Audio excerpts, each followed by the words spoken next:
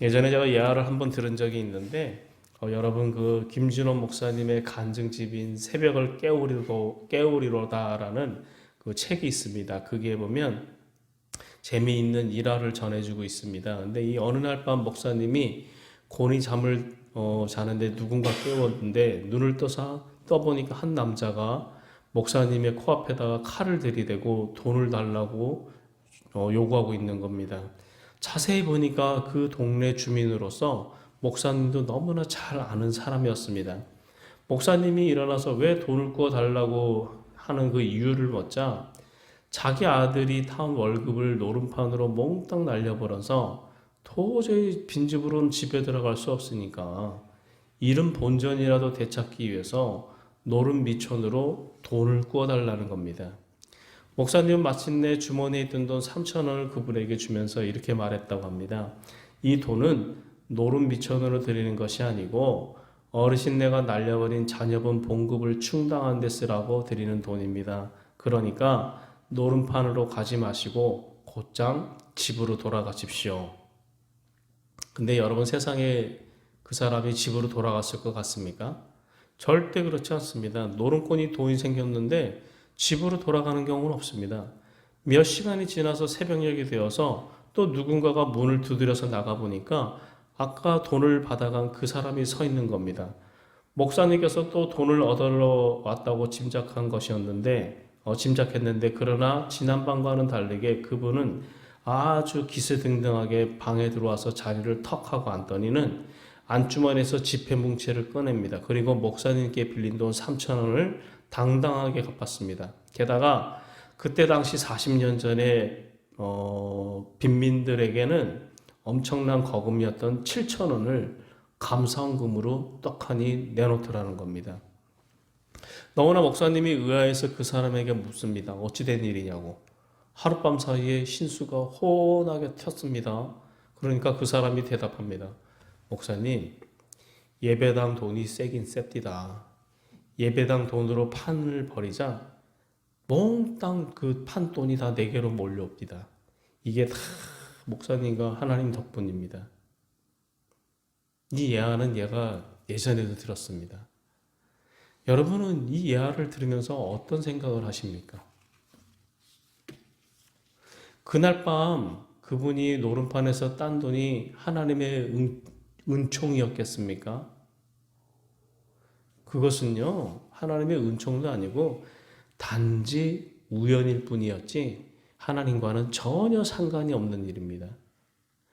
여러분, 제가 신학대학교에 다닐 때 이 사업을 하시는 분이 계셨어요. 그래서 그분이 그 사업을 하시다가 신학교에 왔는데 이 사업을 할 때마다 돈이 쪼들리기만 하면 매주 초마다 그는 뭐 어떤 이제 복권을 사러 갔다고 그래요.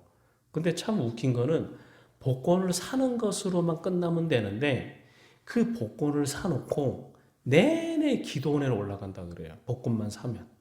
그리고는 그 며칠 동안 복권 사는 날은 금식 기도를 했다고 합니다. 그래서 주일 저녁에 기도원에 내려오면 이제 복권이 당첨 아니 되는 게 확인이 되면은 또 월요일 하루 또한 밥을 먹고 일을 나간다는 겁니다. 여러분 참 희한하지 않는가요? 그리고 화요일 아침에 이제 월요일날 그렇게 보내고 나서는요, 화요일날 복권을 또 사요. 그리고는 또 기도하러 또 기도원을 올라가고 또 금식하러 간다는 겁니다. 그런데 너무 웃긴 거는 그분이 석 달 동안 그 일을 했대요, 그 일을. 근데 재밌는 것은 더 있어요.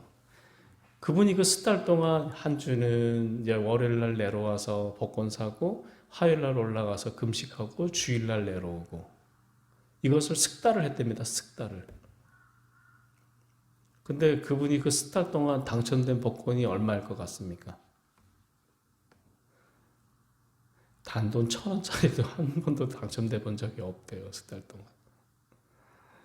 여러분, 우리가 도박을 위해서 기도하고 복권을 위해서 예배 드리는 예배는 하나님께서 응답할 수가 있겠습니까? 전혀 그럴 리가 없습니다. 아무리 진지한 모습으로 기도하고 예배 드린다고 해도 그것은 하나님이 아니고 돈을 섬기고 물질을 경배하는 짓이기 때문에 그렇습니다. 이와 같이 잘못된 기도와 어처구니없는 그 예배를 우리가 거듭하면 거듭할수록 하나님과의 관계는 더 멀어질 뿐입니다. 3,000년 전에 솔로몬의 왕이 죽습니다. 근데 솔로몬이 죽자 그 아들인 르호보암이 아버지의 왕위를 계승합니다. 그러나 그의 미숙함의 정치는 여로보암의 구테타를 초래하게 되고 또한 구테타로 인해서 나라는 남북으로 쪼개지고 맙니다. 이스라엘 12지파 중에서 10지파에 속해 있던 북왕국은 이스라엘로 국호를 정하고 유다지파와 베냐민 지파만 남은 남왕국은 유다라고 불렀습니다. 이 구테타로 북왕국 이스라엘의 왕이 된 여로보암은 국토의 넓이나 인구 등 모든 면에서 남왕국보다 우위에 있음에도 불구하고 심각한 고민에 빠지게 됩니다. 남북을 막론하고 모든 백성이 섬기는 하나님의 그 성전이 어디에 있었느냐? 남왕국 수도인 예루살렘에 있었기 때문에 그렇습니다. 북쪽 사람들이 하나님께서 정하신 절기를 지키기 위해서는 남쪽 예루살렘으로 매년마다 가야만 했습니다. 이 북쪽 사람들이 하나님께 정하신 그 절기를 지키기 위해 남쪽 예루살렘으로 내려간다는 것은 여로보암이 보기에는 이 신생국인 북왕국을 위협하는 커다란 불안 요소일 수밖에 없었습니다. 마침내 그 여로보암이 남쪽으로 향하는 국경을 폐쇄해버리고 북왕국인 수도인 그 사마리아에 산당을 짓고 그곳에서만 예배드리도록 했습니다. 그리고는 그 사마리아에 있는 그 산당에서 예배드리는 것이 참된 예배라고 주장을 했습니다. 뿐만 아니고 사람들에게 그 모세 오경 이외에는 어떤 하나님의 말씀도 읽지 못하게 합니다. 자기 왕국에 속한 사람들이 이스라엘에 대한 하나님의 정통성이 남유다에 있음을 알지 못하게 하기 위함이었습니다. 이처럼 여러분, 인간의 추악한 욕심에 의해서 토막난 말씀과 왜곡된 예배를 통해서는 하나님과는 절대 바른 관계를 맺을 수가 없습니다, 여러분. 이 잘못된 예배의 관습과 전통은 예수님 때까지 계속 사마리아에 이어져 오고 있었고, 그 사마리아 수가성에 비참한 인생을 살던 한 여인이 예수님을 인격적으로 만나게 됩니다. 그리고 그 여인은 지금까지 자신이 들어왔던 예배가 문제가 있었음을 즉시 깨닫게 되고, 여태까지 살아면서 하나님께 수없이 예배를 드려왔지만 예수님을 만난 지금과 같은 평화 그리고 생명의 큰 기쁨을 누린 적이 단 한 번도 없었습니다. 그래서 그 여인은 예수님께 물어보는 겁니다. 우리 조상들은 이 산에서 예배하였는데 당신의 말은 예배할 곳이 예루살렘에 있다 하더이다. 여인은 어느 곳에서 드리는 예배가 하나님께서 받으시는 참된 예배인지를 물었고, 예배는 당연히 예루살렘 성전에서 드려야 한다는 남쪽 사람들과는 다르게 북쪽 사람들은 사마리아 땅에서 드리는 예배만이 진짜 예배라고 주장했기 때문에 그렇습니다. 이에 대해서 예수님께서 22절을 통해서 이렇게 해요. 너희는 알지 못하는 것을 예배라고 한다고 말입니다. 이 말은 무슨 말이냐면 예배라는 것은 장소가 중요하다는 것이 아니라는 거예요. 예배에 관련해서 가장 중요한 것은 누구에게, 여러분? 어떻게, 그리고 왜 예배를 드릴 것인지가 먼저 바르게 확립이 되어야만 됩니다. 이것을 잊어버리게 되면은 예배의 장소와 형식이 아무리 거창해도 그것은 알지 못하는 예배고 시간을 낭비하는 예배고 결국은 하나님을 향한 예배가 아니라 인간의 행위에 지나지를 않는다는 것이죠. 그래서 예수님께서 먼저 여인에게 누구에게 예배 드릴 것인가에 대해서 다시 말하면 예배의 대상자가 누구인지를 정확하게 깨닫게 해주는 겁니다. 21절입니다. 여자여 내 말을 믿으라. 이 산에서도 말고 예루살렘에서도 말고 너희가 아버지께 예배할 때가 이르리라. 예배의 대상이라는 건 어떤 경우도 인간이 아니고 오직 하나님 아버지뿐이심을 예수님께서는 분명히 하셨다는 겁니다. 예배의 대상을 바르게 깨닫는 자가 예배가 참 예배가 될 수 있기 때문에 그렇습니다. 계속해서 예수님께서 여인에게 이번에는 어떻게 예배 드릴 것인가, 다시 말하면 예배 자세를 대해서 말씀을 하고 있습니다. 24절에 하나님은 영이시니 예배하는 자가 신령과 진정으로 예배할지니라. 여기서 신령이라는 것은 영을 뜻하고 진정이라는 것은 진리를 의미합니다. 그래서 신령과 진정으로 예배를 드린다는 것은 영이신 하나님께 진리 안에서 영적으로 참되게 예배드림을 말한다는 겁니다. 다시 말해서 예수님께서는 여인에게 예배란 공간의 문제가 아니고 사람의 마음의 중심의 문제라는 것을 깨우쳐 주고 있는 겁니다. 여기서 우리는 아주 중요한 한 가지 질문을 부딪히게 되는데, 죄로 타락한 인간이 영적으로 하나님과의 단절되어 버렸지 않습니까? 그 단절의 결과로 인간의 삶이 죽음을 비롯해서 온갖 문제가 시작되었지 않습니까? 이것은 제가 지난주에 성경 공부에서도 말씀드렸잖아요. 이 구원이라는 것은 하나님과의 관계가 회복되는 거거든요. 하나님과의 관계가 회복되어야만 영원하신 하나님으로부터 영원한 생명을 얻을 수 있기 때문에 그렇습니다. 하나님과의 관계 회복은 오직 예수 그리스도의 은혜로만 가능합니다. 예수 그리스도께서 우리가 받아야 할 죄와 형벌을 대신 받으시고 십자가에서 돌아가셨기에 우리는 예수님을 믿음으로 예수님 안에서 하나님과의 관계를 회복할 수가 있게 되었던 겁니다. 그러므로 우리는 예수 그리스도 안에서 하나님께 신령과 진정으로 영적으로 참된 예배를 드릴 수가 있습니다. 22절입니다. 너희는 알지 못하는 것을 예배라 하고 우리는 이것을 예배라 하노니 이는 구원이 유대인에게서 남이라. 구원이 유대인에게서 난다는 것은 유다 지파의 후손이면서 다윗의 혈통을 이어받은 예수님을 통해서만 구원이 주어진다는 의미입니다. 예수 그리스도 안에서만 하나님과의 관계가 회복될 수 있기 때문에 그렇습니다. 예수님께서는 계속해서 말씀합니다. 아버지께 참되게 예배하는 자들은 영과 진리로 예배할 때가 오나니 곧 이때라. 여기서 이때라는 것은 예수님께서 이 땅에 오신 이후의 때를 의미합니다. 예수 그리스도 안에서만 거룩하신 하나님과 타락한 인간 사이에 단절되었던 관계가 회복될 수가 있고, 예수 그리스도 안에서만 인간이 하나님께 신령과 진정으로 예배드릴 수 있기 때문에 아버지께 예배하는 자들이 신령과 진정으로 예배할 때가 이때라는 것은 예수님 자신의 때임을 가리켜서 말씀하신 겁니다. 여기에서 우리는 또 왜 하나님께서 예배를 드려야 하는가, 하나님께 예배를 드려야 하는가, 또 예배의 목적 또한 분명히 깨달을 수가 있는데, 예배를 드리는 건 예수 그리스도 안에서 회복된 하나님 아버지와의 관계를 지속하기 위함이고 하나님과 영적인 교제를 하기 위함이고, 이 모든 일이 가능하도록 이 은혜를 베풀어진 하나님을 찬양하기 위함이라는 겁니다.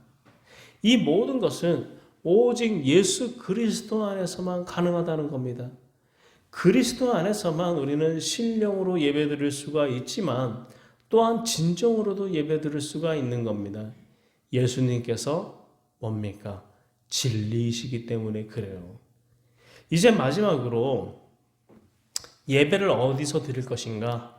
하나님께서는 어디에서 드리는 예배를 기뻐하시는가? 다시 말하면 예배의 장소에 대한 문제라는 겁니다. 이에 대해서 또 주님께서 이렇게 답변하셔요.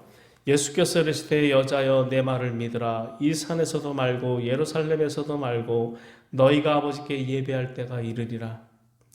예수님께서는 북쪽 사람들이 믿고 있던 사마리아도 남쪽 사람들이 자랑하는 예루살렘도 참다운 예배 장소가 아님을 말씀하고 있는 겁니다.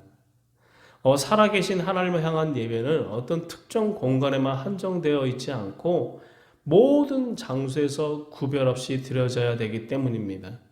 영이신 하나님께서는 사마리아 혹은 예루살렘 어느 한 곳에만 계신 분이 아니라는 것을 또한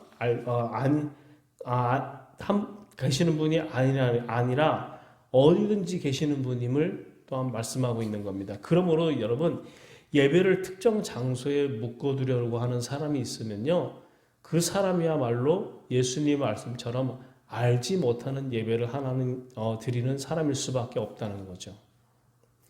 여러분, 우리가 참된 크리스찬이나 참된 예배자라면 예배당 안에서는 물론이고 예배당 밖의 삶 자체도 하나님께서 신령과 진정으로 예배드리는 자가 되어야만 한다는 겁니다. 주일날 아침 예배당에서 시작되는 예배의 마무리가 여러분 토요일 저녁 우리의 삶 속에서 맺어지게 되는 법이라는 겁니다. 예배당이 하나님과의 단절된 관계를 회복하는 장소라는 의미에서 중요하다면 우리들의 삶의 터전이라는 것은 회복된 하나님과의 관계를 스스로 증명하고 실천하는 실습장이기에 더욱 중요하다는 겁니다. 그래서 예수님께서 또한 이렇게 말씀하셔요. 아버지께 참되게 예배하는 자들은 영과 진리로 예배할 때가 오나니 곧 이때라. 아버지께서는 자기에게 이렇게 예배하는 자들을 찾으시느니라.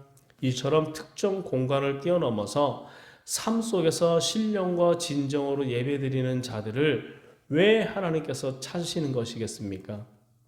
이것은 신령과 진정으로 예배하는 자들을 통해서 하나님께서 하나님 자신의 뜻을 이 땅에 세워갈 수 있기 때문이라는 겁니다.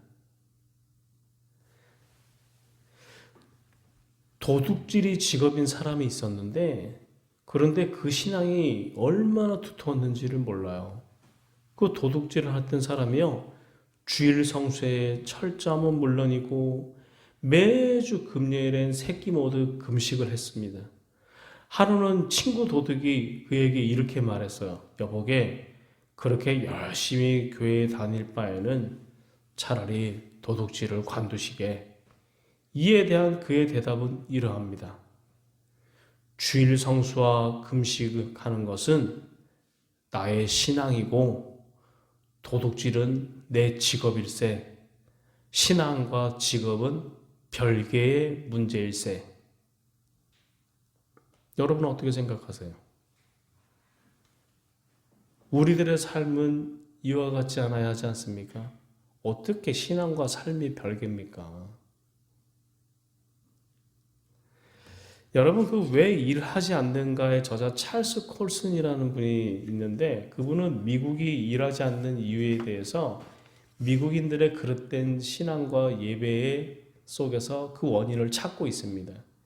예를 들면 직업이 목수인 크리스천이 주일날 예배당에서 신령과 진정으로 예배를 드렸다면 한 주 동안 그 목수가 어떤 목수보다도 더 정성스럽게 가구를 만드는 것으로 증명되어야 한다는 것이죠.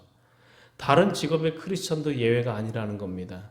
그러나 청교도의 후임에도 불구하고 신앙과 예배가 따르고 직업과 삶이 따로인 그 믿음으로 인해서 미국은 심각하게 병들었다고 찰스 콜슨은 분석하고 있는 겁니다. 그러면 우리는 어떠한가요? 우리는 정말 진정으로 우리 조국인 대한민국을 사랑하고 있습니까? 우리 가족을 크리스천의 마음으로 사랑합니까?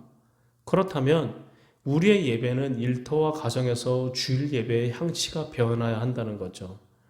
내가 내리는 모든 결정이 하나님을 향한 예배여야 하고 내가 나누는 그 대화도 기도고 찬송이어야 한다는 겁니다. 이것이 하나님께서 우리들에게 요구하는 신령과 진정의 예배라는 겁니다.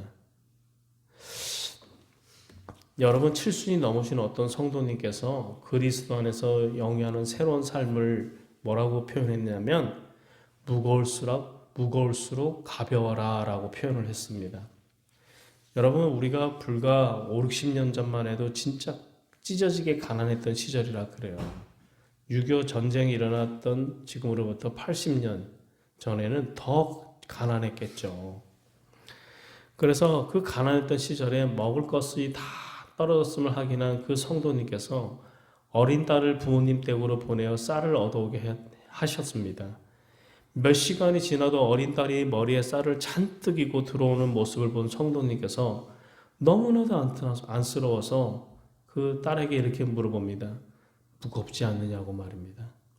그때 어린 딸이 이렇게 대답을 해요. 할머니께서 쌀부대에 쌀을 퍼줄수록 쌀부대는 무거워지는데 이상하게 무거울수록 가벼웠습니다. 라고 말합니다.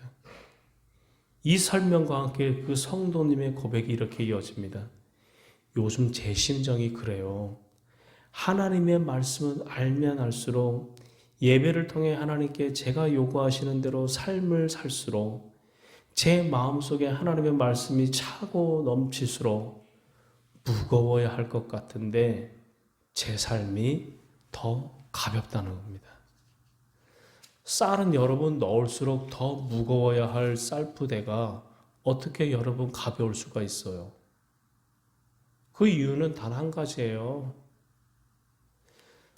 쌀푸대에 쌀이 가득하게 찰수록 무겁지만 그 쌀푸대가 찰수록 나에게 가벼울 수밖에 없는 것은 그 쌀이 바로 사랑하는 가족들을 위한 생명이기 때문에 그렇습니다. 쌀이 무거우면 무거울수록 많으면 많을수록 살아가는 부모 형제의 생명이 그만큼 더 확실하게 보장되는 까닭이기 때문에 그렇습니다.